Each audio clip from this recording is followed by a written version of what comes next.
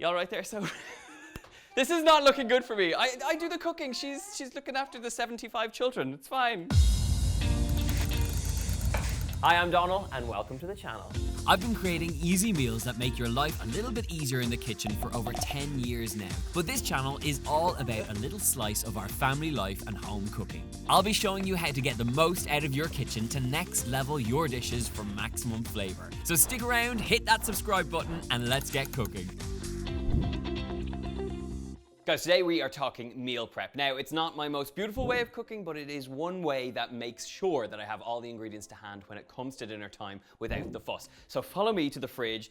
And basically last night I had one of those moments where I had moments to myself. Sophie, Noah and Oliver were in the park and I literally went for my life. I cooked everything that was in the fridge. I just come home with fresh ingredients and I just processed them there and then, and it has resulted in a fridge that is filled with loads of ingredients. So the great thing here is that it's not necessarily all about like making a full meal like a curry or a spaghetti bolognese here. What it essentially is about is creating the building blocks that are going to create really great meals or create the bones of a great meal. So let's pull out these boxes and let me show you what I've cooked.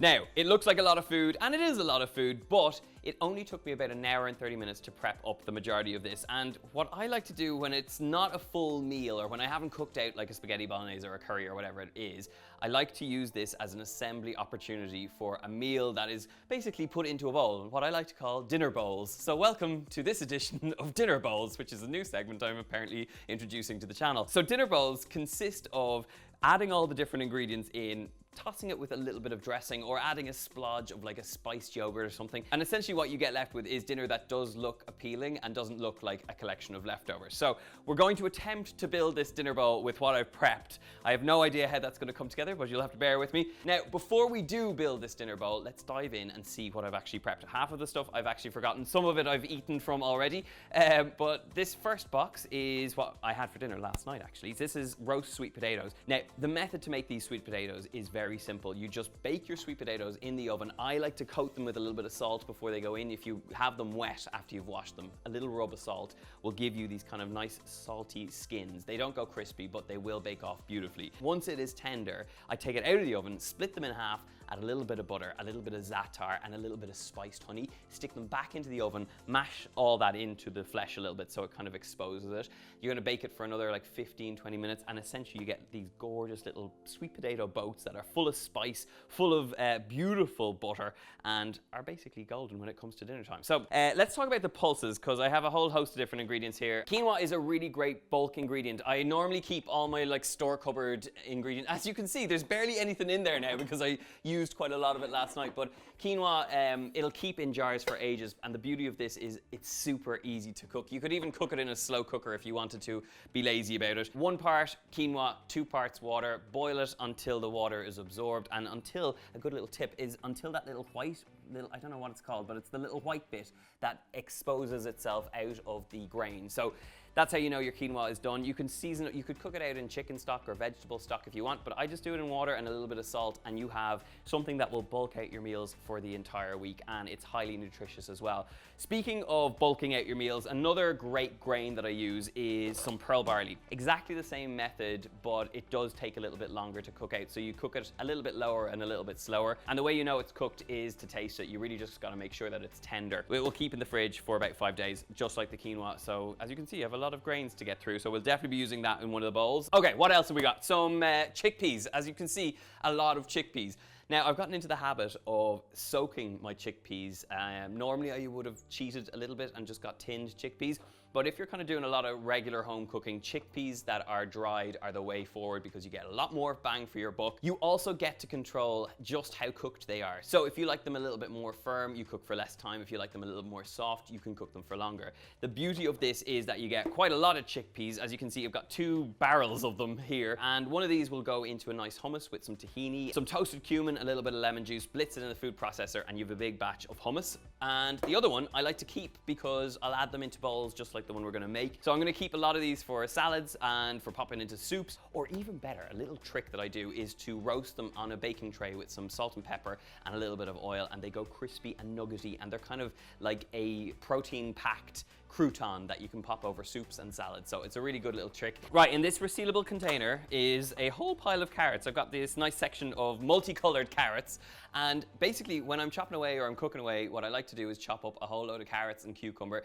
They make for great snacks and they save me from eating cheese puffs and whatever else I might be fancying at the time. They also make a nice little thing to add into Noah's lunch boxes, so I like to keep them on hand. Keep them in cold water. You don't want to keep them for maybe more than 3 or 4 days because they start to go a little bit mouldy. Right, what next? We have a cucumber pickle. So speaking of cucumbers, I sliced up some, but the others I shaved on a very thin mandolin. Let me show you one of these mandolins because they are a really handy little utensil. I use this quite a lot in my cooking because it's a really nice way to make the most of veggies, whatever the season. You get nice little thin slivers and it shows them off to the best. And it's a really easy way, if you have terrible knife skills, to get really thin slices on your cucumber. So a little pickle with vinegar, salt, and a little bit of sugar is going to transform these into something really special that finishes a lot of dishes. I always kind of talk about flavor makers when it comes to meals, and something like a pickled cucumber is going to give you freshness and bite to any dish that you serve up. So it's a really, really handy one to have, and you can make this, again, it'll last for a couple of days in the fridge. Now, lastly, in these little containers, I have some peas. Very simple to make. They're my go-to kitchen ingredient, and the beauty of these is just how quickly they cook. They can actually be added from a frozen pack straight into whatever you're cooking, and it only takes a few minutes for them to cook out and to be beautifully ready to go. Once you have them boiled up, they can be added straight to the plate. I'll actually eat them without having to make a recipe at all. You could toss them in a little bit of olive oil with some lemon juice and salt and pepper, and they're a gorgeous little pea salad. Some mint leaves in there would be absolutely gorgeous. There's plenty of things you can do with them once you have the ingredient ready to rock, and I do now have them good to go. So now, I have all these containers, which I don't love having in my kitchen, but if you eat out in the US, they give you your leftovers in these, so I try and use them in the kitchen as much as possible rather than chucking them in the bin. But ideally, in my kitchen and in my fridge, I want to have these glass-bottomed containers that are resealable, and these will last you absolutely years. My mum still has stuff that she has had for years and years in her kitchen. So purchase these ones and they will go the distance. So let's dive in and see what we've got going on in here. Now, these are my little zucchini and ground turkey bites. They've got some mint in there, they've got spring onions, they've got yogurt, and the beautiful thing about any of these sort of like little fritters is that they are a great way of pumping in the greens. If I had the peas last night cooked off, I would have popped them in there as well. They'd be absolutely gorgeous.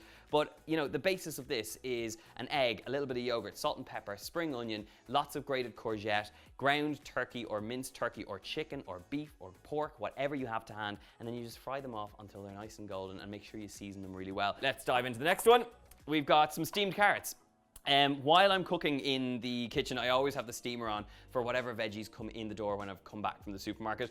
The one thing that I suffer greatly from is having all these big ideas of what I'm going to cook in the week, and then eventually the week goes on and I haven't used that, and it starts to look manky in the fridge and a bit dirty and a bit like kind of miserable. So what I would suggest is prep as much of the ingredients that come in fresh as you can, because it will make the difference to getting them at their peak, and then you can eat them through the week as you need them. But with these carrots, peel them up, slice them on the diagonal, stick them in the steamer, and a couple of minutes later you have a really nice tender carrot that can be added to anything. Or you can just eat them like this. I mean, serving some of these alongside some carrots is a real great winner. So there's lots of options here. Okay, let's check up the next one.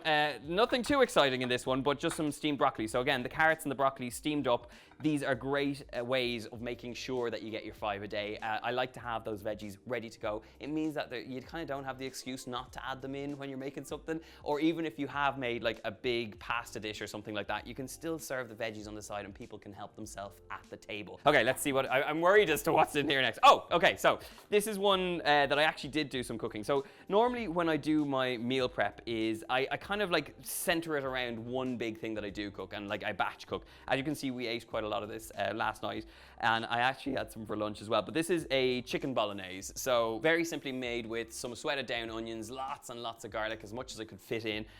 You brown off the meat, you add some really good tinned tomatoes. One thing I always have is some tinned tomatoes. A really good tip when you're making your bolognese is Take them, if they're whole tomatoes, which I would suggest you buy, whole San Marzano tomatoes is the ones I'm using, squeeze them with your hands and you'll get a really, really rich sauce in your bolognese. I've added loads of veggies in there. There's loads of mushrooms in there that I've roasted off in the oven, and then I also added lots of chopped spinach. And I know this looks a bit miserable, but come in and have a look, because what you have in here is loads and loads of spinach, like heaps of spinach that I've just chopped up finely, and it's almost gone to nothing in the sauce, and it means that you are guaranteed getting that portion of veg even in a meaty dish. So that's a really good little tip. Right, in here, some roasted cauliflower. Now, this is probably one of my favorite ingredients. Chop it up nice and thinly, stick it on a baking sheet, olive oil, salt, pepper. This has some za'atar. You could go some ras el hanout. You could add cumin seeds. You really can add whatever spice you like. Cauliflower is one of those veggies that can take a lot, or even go in there with loads of herbs. Cauliflower and a bit of rosemary, cauliflower, a bit of thyme. It works really well. Stick that whole sheet into the oven, 200 degrees Celsius, 400 degrees Fahrenheit. It's gonna cook off for about 35 minutes, and you get this really rich tasting and meaty, flavorful cauliflower. There's something about brassicas like cauliflower and broccoli. If you roast them in the oven, it caramelizes the edges and it gives you this sort of smoky, nutty flavor that makes them really interesting. Now, the question is, what the hell do you do with it? So grab up your bowl. We're gonna get rid of a lot of this. So I'm not gonna use my bolognese. I'll save that for later. We can use that for dinner. So we don't need that. Peas, I don't need. Maybe I'll definitely keep some chickpeas. We'll keep the roast cauliflower. I don't need any of the steamed carrots. We'll save them for another day. What else? Broccoli, I don't need any of that. I feel like with cauliflower and maybe the pearl barley we'll keep as well. And I do want to use some of these beautiful little zucchini fritters as well. So start off with your grains. I've got some pearl barley, which I'm just going to pop into the bottom of the bowl. So bulk it out with the pearl barley. I have quinoa, which you could add here as well, but I like the idea of the kind of the grains here, and I like the bulkiness of pearl barley. So pop that in. Now, let's build up some of these beautiful little fritters. So I'm going to pop them in there as well, which looks very tasty and delicious. And you may hear in the background, the full family has arrived. Hello! Did you have fun in school, Noah? Are you doing a dance? Because there's a camera. Right, we're gonna go in there with our cauliflower. I don't wanna heat the chickpeas, but I do wanna heat the sweet potato as well. So let's take 2 of those beauties in here as well. So pop them in just like that. And then this whole bowl, I'd love to tell you I do something fancy to it. It goes in the microwave, about 3 minutes and you're golden. What's going on over here? Okay. 3 minutes of microwave, and while this is microwaving up, I'm gonna make a very quick yogurt kind of sauce just to go over the top. So we have a little bit of yogurt, and I have a little bit of spice. You all right there? So this is not looking good for me. I do the cooking. She's looking after the 75 children. It's fine. Do you want a chickpea? No. The yogurt? No. Oh, you want a little bowl of yogurt? No. Okay, no problem. Hang on. So Noah wants some of the yogurt. I'm gonna make up a yogurt sauce. So we'll have bowl in. 1 bowl, and then we'll have a little one for Noah. So, Noah, do you want some? Okay, we pour some in here. You gonna wash your hands with Mama? Okay, so that's not necessarily part of the dinner bowl, but that's okay. Literally, I'm just gonna pop in a little spoon or 2 of this yogurt, and then whatever spices I have to hand or what's going in here, I kind of want some like curry pepper. Actually, I have some ras el hanout, so we're gonna pop that in. This is a wonderful blend. It's like a North African spice blend. It's got turmeric, it's got cumin, it's got all these beautiful coriander seeds, and it's so flavorful. So just a little hit of that is gonna leave you with a really flavorful little yogurt. You only needed like a spoonful, and I wouldn't make up more unless you're gonna use it. Child crying in the corner over there. Sophie and I are under pressure, this is why. This is why you need dinner quick. Right, spiced yogurt, good to go. Chickpeas, ready to rock. Roast cauliflower, everything is looking good. You want some yogurt? You're gonna have some yogurt? Or do you want a spoon for that? Okay, Mama, can we get a spoon?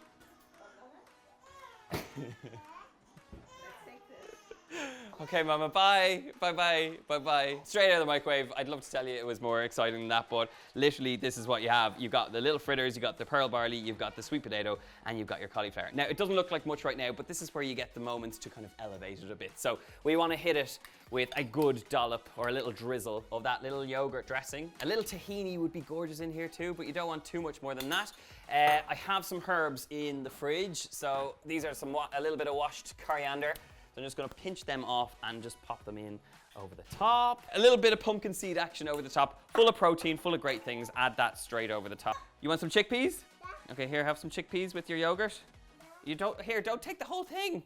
Papa needs some of them. Here, we'll take some chickpeas to add in here, in amongst whatever else is going on here. Okay, take that over to Mama. Be very careful. Be very careful. Careful. Good job. Okay. So a bit of salt and pepper will go a long way. And the last little thing I always do, if you do have, and if you've bought some really good quality extra virgin olive oil, which I do have, this one I picked up, I was in Ojai, which is like an hour, 2-hour drive from here, and we actually got to go to the olive grove where they produce it. But it is spectacular. Like literally a drop of this on your finger is, it's peppery, it's buttery, it's just everything you could dream olive oil to be. And I'm literally gonna finish this with just a little drizzle of that over the top. That is a gorgeous dinner bowl that is ready to rock. There's loads of flavor in there. You've got the yogurt, you've got all the sweet potato, you've got that really great hit of freshness with the coriander. Literally, as I'm talking, I'm forgetting that I have that gorgeous pickle. This is the beautiful thing, is if you've prepped it in advance, you have more likelihood that you're actually gonna get it onto your plate. Right. I don't know how that happened, how we got to the end of this video, because it all felt a bit mad there for a moment. Dinner bowl is ready to rock. If you like this little method, if it's something that you do at home, I'd love to hear your tips and tricks. Share them in the box below. Of course, subscribe to this channel, leave us a like, do all the things, subscribe to the newsletter, hit the website up for lots of recipes. And until then, I'm getting dinner to the table before I get killed, so goodbye. Bye.